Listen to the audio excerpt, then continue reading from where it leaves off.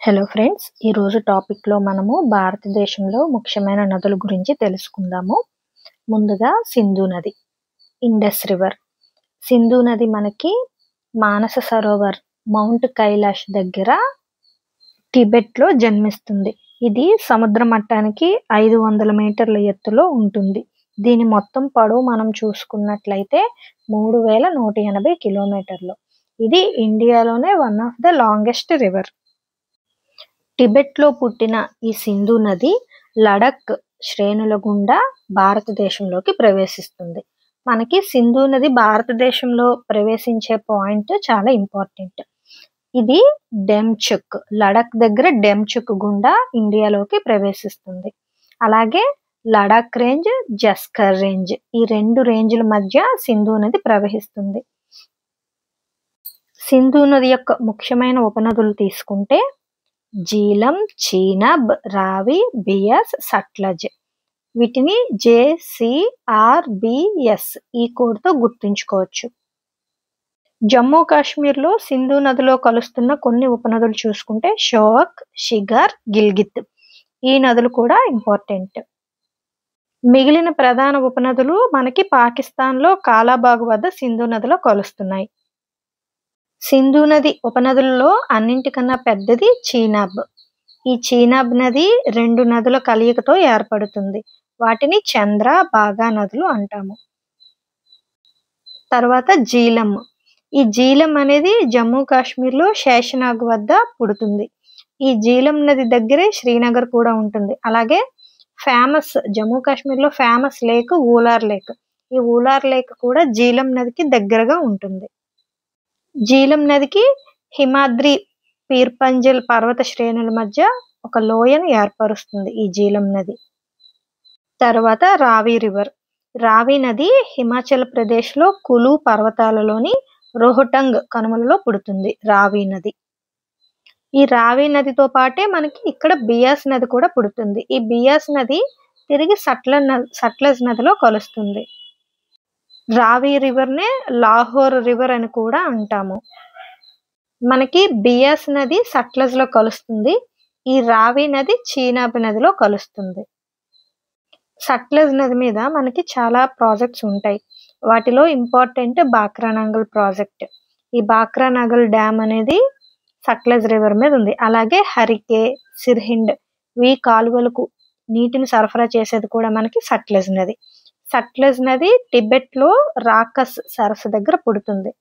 టిబెట్లో రాకస్ సరస్సు. సింధు నది ఎలాగైతే టిబెట్లో పుడుతుందో మనకి సట్లజ్ నది కూడా టిబెట్లోనే పుడుతుంది. సట్లజ్ నది యొక్క ముఖ్యమైన ఉపనదిని చూసుకుంటే స్పిటి నది. ఈ సట్లజ్ సుమారు 1000 కిలోమీటర్ల పైగా మన భారతదేశంలో ప్రవహిస్తుంది. సింధు నది పొడవు భారతదేశంలో చాలా తక్కువ. ఇది ఇంచుమించు 700 కిలోమీటర్లు మాత్రమే ప్రవహిస్తుంది. సట్లజ్ నది మాత్రం 1000 కిలోమీటర్ల పైగా భారతదేశంలో ప్రవహిస్తుంది. సింధు నదికి లార్జెస్ట్ ట్రిబ్యూటరీ చీనాబ్, లాంగెస్ట్ అంటే పొడవైనది సట్లజ్. పొడవైన ఉపనది సట్లజ్, పెద్ద ఉపనది చీనాబ్ ఉపనది. ఈ సింధు నది పాకిస్తాన్ లోని కరాచీ దగ్గర డెల్టాను ఏర్పరిచి అక్కడ అరేబియా సముద్రంలో కలుస్తుంది. మనకి పాకిస్తాన్కి మధ్య 1960లో సింధు నది జలాల ఒప్పందం జరిగింది. ఈ ఒప్పందం ప్రకారము ఈస్టర్న్ రివర్స్ అయిన రావి, బియాస్, సట్లజ్ ఈ 3 నదుల పైన అన్లిమిటెడ్ రైట్స్ ఇండియాకు ఇచ్చారు. అలాగే వెస్ట్రన్ రివర్స్ ఇండస్, జీలము, చీనాబ్ ఈ మూడింటిపైన రైట్స్ అనేవి పాకిస్తాన్కు ఉంటాయి. ఇండియాకు ఈ వెస్ట్రన్ రివర్స్ మీద లిమిటెడ్ యాక్సెస్ ఉంటుంది. అంటే కొన్ని ప్రాజెక్ట్స్ అటువంటివి నిర్మించుకోవచ్చు. కాకపోతే అన్లిమిటెడ్ రైట్స్ అనేవి మాత్రం కుడివైపు ఉన్న నదుల మీద ఉంటుంది. అవి రావి, బియాస్, సట్లజ్. వీటి నీటి నిల్వలు అలాగే వీటి మీద నిర్మించే ప్రాజెక్టులు వీటన్నింటి మీద కేవలం మనకి అధికారాలు ఉంటాయి. మనకి రీసెంట్గా పాకిస్తాన్తో జరిపిన ఆపరేషన్ సింధూర్ తర్వాత మనకి ఈ ఇండస్ వాటర్ ట్రీటీ గురించి కూడా ఎక్కువ న్యూస్లో వచ్చింది. కాబట్టి దీని గురించి కూడా కొంచెం తెలుసుకోవడం ఎగ్జామ్స్ పరంగా ఇంపార్టెంట్. తర్వాత గంగా నది. గంగా నది national river of India. Sindhu నది పాకిస్తాన్ నేషనల్ రివర్. గంగా నది ఇండియన్ నేషనల్ రివర్. గంగా నది యొక్క జన్మస్థలం చూసుకుంటే గంగోత్రి గ్లేషియర్ లో గంగా నది పుడుతుంది. ఇది భాగీరథి, అలకనంద ఈ 2 నదుల కలయిక వల్ల మనకి గంగా నది ఏర్పడుతుంది. ఈ 2 నదుల కలయిక దేవప్రయాగ్ దగ్గర జరుగుతుంది. ఇక్కడ నుంచి మనం గంగా నది అని పిలుస్తాము. భాగీరథి, అలకనంద నదులు దేవప్రయాగ్ దగ్గర కలిసినప్పుడు ఆ ప్రాంతం నుంచి మనకి గంగా నది ఏర్పడుతుంది. గంగా నది మొత్తం భారతదేశంలో 2525 కిలోమీటర్లు ప్రవహిస్తుంది. ఇండియాలో లాంగెస్ట్ రివర్ గంగా నది. గంగా నది మనకి హరిద్వార్ దగ్గర నార్థన్ ప్లెయిన్స్ లోకి ఎంటర్ అవుతుంది. ఆ తర్వాత ఉత్తరప్రదేశ్, బీహార్, వెస్ట్ బెంగాల్, బంగ్లాదేశ్ వీటి గుండా ప్రవహిస్తూ అక్కడ 2 నదులుగా చీలిపోయి తర్వాత బంగాళాఖాతంలో కలుస్తుంది. బంగ్లాదేశ్ లో మనము గంగా నదిని పద్మ అంటాము. గంగా నది, బ్రహ్మపుత్ర నది ఈ 2 కలిసిన తర్వాత జమునా నది ఏర్పడుతుంది. ఈ జమునా నదిని దక్షిణ బంగ్లాదేశ్ లో మేఘనా నది అంటారు. ఆ తర్వాత ఇది బంగాళాఖాతంలో కలుస్తుంది.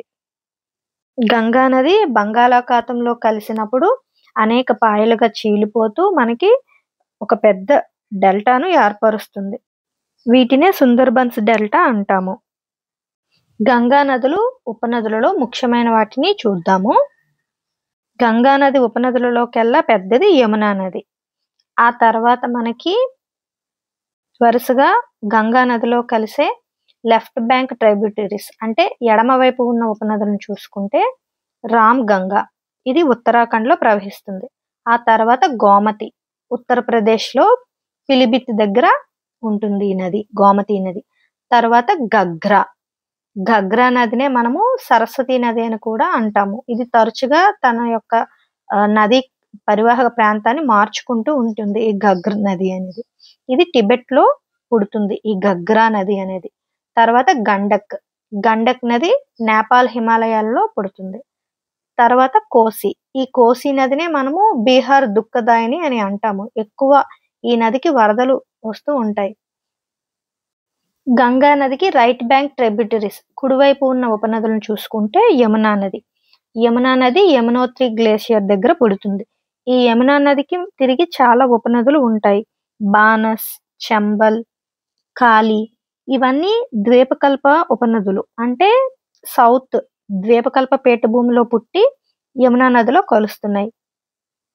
ఆ తర్వాత ముఖ్యమైన నదులు సింధ్, బేట్వా, కేన్, సన్ ఈ నదులు గంగా నదికి రైట్ బ్యాంక్ ట్రిబ్యూటరీస్. మనకి సర్న్ నది అనేది అమరకంటక్ లో పుడుతుంది. మధ్యప్రదేశ్ లోని అమరకంటక్ దగ్గర పుట్టి తర్వాత ఇది గంగా నదిలో కలుస్తుంది. గంగా నదికి అలాగే గంగా నది ఉపనదుల దగ్గర ఉన్న ముఖ్యమైన పట్టణాలను చూసుకుంటే అలహాబాద్. ఈ అలహాబాద్ మనము దేవప్రయాగ అని అంటాము. ఇక్కడ గంగా, యమున, సరస్వతి నదులు త్రివేణి సంగమంగా ఏర్పడతాయి. ఉత్తరప్రదేశ్ లోనే గోమతి నది వారణాసి దగ్గర కలుస్తుంది. అలాగే బీహార్ లో పాట్నా కూడా మనకి గంగా నది పరివాహక ప్రాంతంకి దగ్గరలో ఉంటుంది. పశ్చిమ బెంగాల్లో చూసుకుంటే మనకి కోల్కతా అనేది ముఖ్య పట్టణంగా ఉంటుంది. మనకి ఇండియాలోనే one of the highest dam Tehri dam, ఇది భాగీరథి రివర్ మీద కట్టారు. అలాగే గండక్ బ్యారేజ్ గండక్ నది మీద కట్టారు. ఫరక్కా బ్యారేజ్, ఈ ఫరక్కా బ్యారేజ్ మనకి హుగ్లీ రివర్ వాటర్ ని కంట్రోల్ చేస్తుంది. ఈ ఫరక్కా బ్యారేజ్ వెస్ట్ బెంగాల్లో కట్టారు గంగా నది మీద. ఈ బ్యారేజ్ దాటిన తర్వాతే గంగా నది బంగ్లాదేశ్ లోకి ప్రవేశిస్తుంది. ఇక్కడ గంగా నది 2 పాయలుగా చీలిపోతుంది. ఒకటి భాగీరథి, 2 హూగ్లీ నది. ఈ హూగ్లీ నది ఒడ్డునే మనకి కలకత్తా ఉంటుంది. ఈ హూగ్లీ నదిలోని వాటర్ ను మనకి ఫరక్కా బ్యారేజ్ ద్వారా కంట్రోల్ చేస్తారు. మన దేశంలో మొత్తం 7 రాష్ట్రాలలో గంగా నది పరివాహక ప్రాంతం ఉంది. అవి చూసుకుంటే వరుసగా ఉత్తరప్రదేశ్, మధ్యప్రదేశ్, బీహార్, రాజస్థాన్, పశ్చిమ బెంగాల్, హర్యానా, హిమాచల్ ప్రదేశ్, ఢిల్లీ. వీటన్నింటిలో చూసుకుంటే మనకి ఉత్తరప్రదేశ్లో గంగా నది పరివాహక ప్రాంతం ఎక్కువగా ఉంది. ఆ తర్వాత మధ్యప్రదేశ్, తర్వాత బీహార్. ఉత్తరప్రదేశ్లో మనకి 35% పైగా గంగా నది పరివాహక ప్రాంతం ఉంది. మధ్యప్రదేశ్లో 23% ఉంది. గంగా నదికి లాంగెస్ట్ ట్రిబ్యూటరీ అంటే పొడవైన నది చూసుకుంటే యమునా నది పొడుగైన ఉపనది. ఈ యమునా నది పొడవు 1380 కిలోమీటర్ల వరకు ఉంటుంది. అలాగే లార్జెస్ట్ ట్రిబ్యూటరీ గంగా నదికి లార్జెస్ట్ అతి పెద్ద ఉపనదిని చూసుకుంటే ఘగ్రా నది. ఈ ఘగ్రా నది మనకి ఎప్పటికప్పుడు దాని పరివాహక ప్రాంతాన్ని మార్చుకుంటూ ఉంటుంది. ఎందుకు అంటే ఈ నదిలో ఇసుక భారం ఎక్కువగా ఉంటుంది. తరువాత ముఖ్యమైన నది బ్రహ్మపుత్ర నది. బ్రహ్మపుత్ర నది కూడా మనకి టిబెట్లోని మానస సరోవరంలోనే పుడుతుంది, సింధు నది లాగానే. అలాగే ఈ టిబెట్ నది స్టార్టింగ్ పాయింట్ షమ్యంగ్డంగ్ హిమానీ నది. ఇక్కడ మనకి బ్రహ్మపుత్ర నది పుడుతుంది, షమ్యంగ్డంగ్ హిమానీ నదము. ఆ తర్వాత బ్రహ్మపుత్ర నది టిబెట్ గుండా ప్రవహిస్తూ భారతదేశంలోకి ప్రవేశించే ముందు హిమాలయాలకు సమాంతరంగా సుమారుగా 1200 కిలోమీటర్లు ప్రవహిస్తూ అరుణాచల్ ప్రదేశ్లో కెపెంగ్లా దగ్గర ఒక షార్ప్ యూటర్న్ తీసుకుంటుంది. కెపెంగ్లా దగ్గర షార్ప్ యూటర్న్ తీసుకొని భారతదేశంలోకి ప్రవేశిస్తుంది. టిబెట్లో బ్రహ్మపుత్ర నదిని ట్సాంగ్పో రివర్ అంటాము. ట్సాంగ్పో, యార్లాంగ్ ట్సాంగ్పో అంటాము. ఈ పీక్ ని నామ్చా బర్వా అంటాము. అరుణాచల్ ప్రదేశ్లో నామ్చా బర్వా పీక్ దగ్గర బ్రహ్మపుత్ర నది షార్ప్ యూటర్న్ తీసుకుంటుంది. ఇక్కడే కెపెంగ్లా ఉంటుంది. కెపెంగ్లా అంటే ఇది ఒక పాస్ నేమ్ కెపాంగ్. అరుణాచల్ ప్రదేశ్లో బ్రహ్మపుత్ర నదిని దిహంగ్ అనే పేరుతో పిలుస్తాము. అరుణాచల్ ప్రదేశ్లో దిహంగ్ అంటాము. తర్వాత ఇక్కడ బ్రహ్మపుత్ర నదికి దిబంగ్, లోహిత్ అనే 2 ఉపనదులు యాడ్ అవుతాయి. ఇక్కడ దిబంగ్, లోహిత్ ఈ 2 నదులు కలిసిన తర్వాతే దీనికి బ్రహ్మపుత్ర నది అనే పేరు వస్తుంది. బంగ్లాదేశ్లో బ్రహ్మపుత్ర నదిని జమునా రివర్ అంటాము. గంగా నదిని బ్రహ్మపుత్ర నది కలిపి బంగ్లాదేశ్లో జమునా నది అంటారు. తర్వాత ఈ జమునా నది మేఘనా నదిని కలిసి బే ఆఫ్ బెంగాల్లో కలుస్తుంది. ఇక్కడ మనకి ఏర్పరిచే డెల్టానే మనం సుందర్బన్స్ డెల్టా అంటాము. బ్రహ్మపుత్ర నది యొక్క మేజర్ ట్రిబ్యూటరీస్ తీసుకుంటే అరుణాచల్ ప్రదేశ్లో దిహంగ్, దిబంగ్, లోహిత్ ఈ 3 నదులు సదియా దగ్గర కలిసి బ్రహ్మపుత్ర రివర్ ని ఫామ్ చేస్తున్నాయి. తర్వాత అస్సాంలో కలిసే నదులు చూసుకుంటే మనకి సుబన్సిరి, కేమెంగ్, మానస్ అనేది మనకి చాలా ఇంపార్టెంట్. ఇక్కడ మనకి ఒక యునెస్కో సైట్ కూడా ఉంటుంది. బ్రహ్మపుత్ర నది మనకి మాజులి ఐలాండ్ అస్సాంలో ఏర్పరుస్తుంది. ఇది largest river island in the world. తర్వాత మనకి ఇక్కడే చాలా వైష్ణవేట్ సత్రాస్ కూడా ఉంటాయి. అస్సాంలో కల్చరల్ హెరిటేజ్ కి ఇది చాలా ఇంపార్టెంట్. అస్సాంలోనే మనకి ఫేమస్ కజరంగో నేషనల్ పార్క్ ఉంటుంది. ఇక్కడే 1 హార్న్ రైనోస్ ఉంటాయి. ఇవి కూడా మనకి బ్రహ్మపుత్ర నది పరివాహక ప్రాంతంలోనే ఉంటాయి. Kaziranga national park, Manas national park, అలాగే దిబ్రూ సైఖోవా నేషనల్ పార్క్ ఇవన్నీ బ్రహ్మపుత్ర నది పరివాహక ప్రాంతంలో ఉండే ఇంపార్టెంట్ నేషనల్ పార్క్స్. మనము ఇండస్, అలాగే గంగా, బ్రహ్మపుత్ర ఈ 3 నదులను హిమాలయన్ రివర్స్ అంటాము. ఇవి హిమాలయాల్లో పుట్టుతాయి. ఇప్పుడు దక్షిణ భారతదేశంలో ద్వీపకల్ప ప్రాంతంలో ఉండే నదులను తెలుసుకుందాము. వీటిని మనము ద్వీపకల్ప నదులు అంటాము. ఇవి కొండల్లో పుడతాయి, వెస్టర్న్ ఘాట్స్, ఈస్టర్న్ ఘాట్స్. అలాగే వర్ష ఆధారితమైన నదులు ఇవి. ద్వీపకల్ప నదులలో ముఖ్యమైనది గోదావరి. ఈ గోదావరి నది మనకి వెస్టర్న్ ఘాట్స్ లో బ్రహ్మగిరి కొండల్లో జన్మిస్తుంది, త్రయంబకేశ్వరం దగ్గర. ఇక్కడే మనకి నాసిక్ పుణ్యక్షేత్రం కూడా ఉంది. గోదావరి మనకి 1465 కిలోమీటర్లు ప్రవహించి బంగాళాఖాతంలో చేరుతుంది. గోదావరి నదిని మనము దక్షిణ భారతదేశ గంగా అని కూడా అంటాము. దక్షిణ గంగా. భారతదేశంలో గంగా నది తర్వాత అంత ఎక్కువ ప్రాంతం ప్రవహించే నది గోదావరినే. మనకి సింధు నది, బ్రహ్మపుత్ర నది పొడవైన నదులే కానీ అవి ఇతర దేశాల్లో ప్రవహిస్తాయి. బంగ్లాదేశ్, అలాగే బ్రహ్మపుత్ర బంగ్లాదేశ్, చైనాలో ప్రవహిస్తుంది. ఇండస్ పాకిస్తాన్లో ప్రవహిస్తుంది.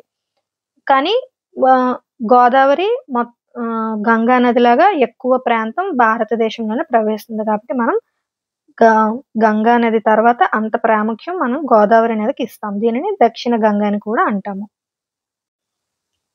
పెనిన్సులర్ రీజియన్ లో తీసుకుంటే ఇది లాంగెస్ట్ రివర్. భారతదేశం మొత్తం చూసుకుంటే సెకండ్ లాంగెస్ట్ రివర్. గోదావరి నది యొక్క ముఖ్యమైన ఉపనదులు చూసుకుంటే ఫస్ట్ లెఫ్ట్ బ్యాంక్ ట్రిబ్యూటరీస్, ఎడమవైపు ఉన్న ఉపనదులు చూసుకుంటే ముఖ్యమైనవి మనకి పూర్ణ, పెన్గంగా, వార్ధా, వెయిన్గంగా. వార్ధా, వెయిన్గంగా రెండు కలిపి మనకి ప్రాణహిత నది ఏర్పడుతుంది. గోదావరి ఉపనదులలో ప్రాణహిత అనేది ముఖ్యమైనది. అలాగే ఇంద్రావతి, శబరి, సీలేరు. కుడివైపు నదులు తీసుకుంటే ప్రవర, మంజీర, మానేరు, కిన్నెరసాని ఇవి ముఖ్యమైన ఉపనదులు. రైట్ బ్యాంక్ ట్రిబ్యూటరీస్ అంటాము.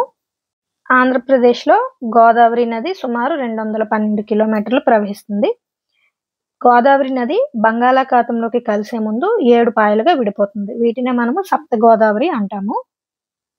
ఈ 7 పాయలలో గౌతమి నది మనకి తూర్పు గోదావరి జిల్లా కాకినాడలో యానాం దగ్గర బంగాళాఖాతంలో కలుస్తుంది. వశిష్ట నది అంతర్వేది వద్ద బంగాళాఖాతంలో కలుస్తుంది. వైనతేయ నది కొమరగిరి పట్టణం దగ్గర బంగాళాఖాతంలో కలుస్తుంది. ఇది కూడా తుల్య, వైనతేయ నదులు పాయలుగా విడిపోయి మళ్ళీ కలుస్తాయి. తుల్య నది మనకి బెండమూరు లంక దగ్గర బంగాళాఖాతంలో కలుస్తుంది. ఆత్రేయ నది మనకి వైనతేయ శాఖతో కలుస్తుంది. ఇవన్నీ చిన్న చిన్న పాయలుగా ఏర్పడతాయి. మధ్యలో మనకి లంక గ్రామాలు లాగా ఏర్పడతాయి ఈ నదుల వలన. కౌశిక నది వశిష్ట శాఖతో కలుస్తుంది. ఆత్రేయ వైనతేయ శాఖతో కలుస్తుంది. జమదగ్ని నదిని వృద్ధ గౌతమి అని కూడా అంటాము. ఇది కూడా గోదావరి ముఖ్యమైన పాయలలో ఒకటి. సప్త గోదావరి అని మనం చెప్తున్నా ఈ గోదావరి ఇంకా చిన్న చిన్న పాయలుగా విడిపోయి తిరిగి మళ్ళీ ప్రధాన పాయలలో కలుస్తున్నాయి. ఆంధ్రప్రదేశ్లో మొత్తం గోదావరి పరివాహక ప్రాంతం మనకి 24% ఉంది. మొత్తం 212 కిలోమీటర్లు ప్రవహిస్తుంది బంగాళాఖాతంలో కలిసే ముందు. ఇది ముఖ్యమైన పాయింట్స్ గోదావరి నదికి సంబంధించి. తర్వాత కృష్ణా నది అండి. కృష్ణా నది కూడా మనకి వెస్టర్న్ ఘాట్స్లోని మహాబలేశ్వర్ దగ్గర జన్మిస్తుంది. కృష్ణా నది మొత్తంగా 1400 కిలోమీటర్లు ప్రవహిస్తుంది. భారతదేశంలో ప్రవహించే నదులలో చూసుకుంటే కృష్ణా నది 3వ అతిపెద్ద నది. అదే దక్కన్ పీఠభూమిలో చూసుకుంటే పెనిన్సులర్ రివర్లో గోదావరి తర్వాత కృష్ణా నది 2వ స్థానంలో ఉంటుంది అతి పొడవైన నదులలో. కృష్ణా నది తర్వాత హంసల దీవి వద్ద, కృష్ణా డిస్టిక్లో ఆంధ్రప్రదేశ్లో హంసల దీవి వద్ద బే ఆఫ్ బెంగాల్లో కలుస్తుంది. కృష్ణా నది కూడా గోదావరి డెల్టా లాగే పెద్ద డెల్టాలను ఫామ్ చేస్తుంది. కృష్ణా నది ముఖ్యమైన ఉపనదులు చూసుకుంటే మనకి లెఫ్ట్ బ్యాంక్ ట్రిబ్యూటరీస్, ఎడమవైపు ఉన్న ఉపనదులు భీమా, మూసి, పాలేరు, మున్నేరు ఇవి ఎడమవైపు ఉన్న నదులు. కుడివైపున ఉన్న ముఖ్యమైన ఉపనదులు చూసుకుంటే కోయన, పంచగంగ, ఘట్ప్రభ, మల్ప్రభ, తుంగభద్ర. తుంగభద్ర నది తుంగ, భద్ర అనే ఉపనదుల సంగమం వల్ల ఏర్పడుతుంది. ఇది కృష్ణా నదికి అతిపెద్ద ఉపనది. తరువాత ముఖ్యమైన నదుల్లో చూసుకుంటే పెన్నా నది. పెన్నా నది మనకి కర్ణాటకలో నందిదుర్గ కొండల్లో పుడుతుంది. ఆంధ్రప్రదేశ్లో ఇది అనంతపూర్ జిల్లాలోని హిందూపురంలో ఆంధ్రప్రదేశ్లోకి ప్రవేశిస్తుంది. పెన్నా నదికే మనము పినాకిని, పెన్నేరు అని పిలుస్తాము. రాయలసీమ జీవనాడిగా పెన్నా నదిని పిలుస్తారు. పెన్నా నది మనకి కడప జిల్లా జమ్మలమడుగులో గండిపేట వద్ద అతిపెద్ద గార్జును ఏర్పరుస్తుంది. పెన్నా నదికి ముఖ్యమైన ఉపనదులు చూసుకుంటే పాపగ్ని, చిత్రావతి, సగిలేరు, కుందేరు, చెయ్యేరు మొదలైనవి పెన్నా నదికి ముఖ్యమైన ఉపనదులు. తర్వాత నర్మదా నది. నర్మదా నది మనకి మధ్యప్రదేశ్లోని అమర్కంటక్ పర్వతాలలో పుడుతుంది. ఇది మనకి వింధ్య సాత్పుర పర్వతాల మధ్య నుండి ప్రవహించి గుజరాత్లో భరూచ్ వద్ద అరేబియా సముద్రంలో కలుస్తుంది. ఇక్కడ నర్మదా నది పొడవు మొత్తం 1300 కిలోమీటర్లు. ఇది పడమట వైపు ప్రవహించే నదులలో నర్మదా నది అతి పొడవైన నది. తర్వాత తపతీ నది. తపతీ నది మనకి మధ్యప్రదేశ్లో ముల్తాయ్ దగ్గర పుడుతుంది. తపతీ నది పొడవు మొత్తం 724 కిలోమీటర్లు. ఇది కూడా నర్మదా నదిలానే పడమట వైపు ప్రయాణించి అరేబియా సముద్రంలో కలుస్తుంది. గుజరాత్లో సూరత్ వద్ద అరేబియా సముద్రంలో కలుస్తుంది. తపతీ నదికి ఉపనదులుగా చూసుకుంటే పూర్ణ, సూకి, అమరావతి ఈ నదులు తపతీ నదికి ముఖ్యమైన ఉపనదులు. అరేబియా సముద్రంలో కలిసే మరికొన్ని నదులు సబర్మతి, మాహీ నది. సబర్మతి నది ఆరావళి పర్వతాలలో పుడుతుంది. ఇది గుజరాత్ దగ్గర అరేబియా సముద్రంలో కలుస్తుంది.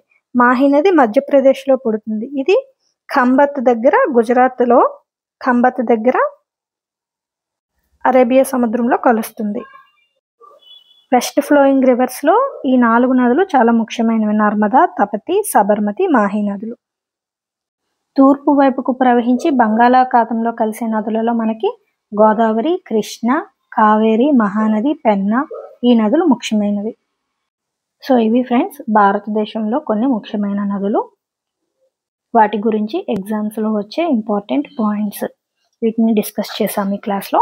ఇంకా ఏవైనా ఇంపార్టెంట్ పాయింట్స్ మిస్ అయితే వాటిని కామెంట్స్లో మెన్షన్ చేయండి. Thank you so much.